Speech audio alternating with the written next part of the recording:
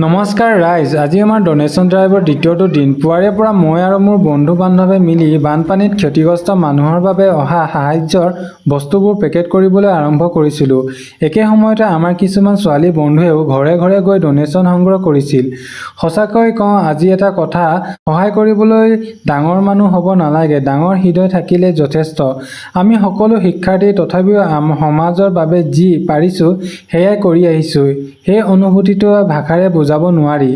আজি বহু মানুহে অন্তৰৰ পৰা সহায় আগবঢ়াইছিল, কিছুমানে 2 বস্তা আলুও দান কৰিছিল।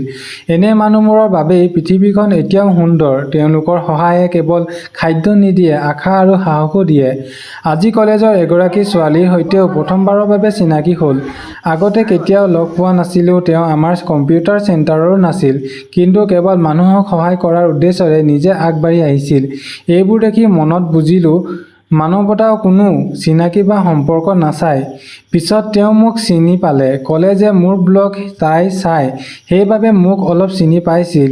এই কথাটো শুনিও ভাল লাগিল। ভাবিলোঁ, যদি মোৰ সৰু সৰু ভিডিঅ' এজন মানুহকো ভাল কাম কৰিবলৈ অনুপ্ৰাণিত কৰে, তেন্তে সেইটোৱে মোৰ আটাইতকৈ ডাঙৰ সফলতা।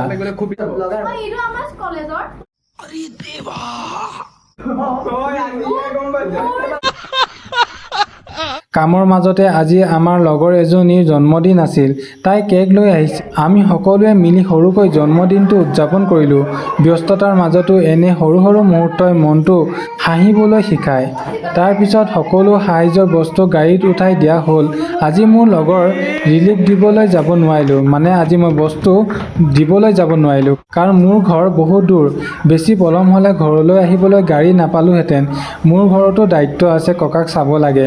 কথাটো সকলোৱে বুজি মোক সমৰ্থন কৰিলে। ঘৰলৈ আহি প্ৰথমে ককাক চাহ বনাই দিলোঁ। তেওঁ টিভি চাই আছিল। সেই মুহূৰ্তটোত বুজিলোঁ, জীৱনত সমাজৰ দায়িত্ব যেনেকৈ আছে, তেনেকৈ নিজৰ পৰিয়ালৰ দায়িত্বও সমানে মূল্যৱান। মানুহ ধনী হ'লে সহায় নকৰে, সহায় কৰা মানুহেই প্ৰকৃততে ধনী। আপুনি যদি বেছি দিব নোৱাৰে, চিন্তা নাই, অলপ দিলেও কাৰোবাৰ বাবে সেইটো বহুত ডাঙৰ সহায় হ'ব পাৰে।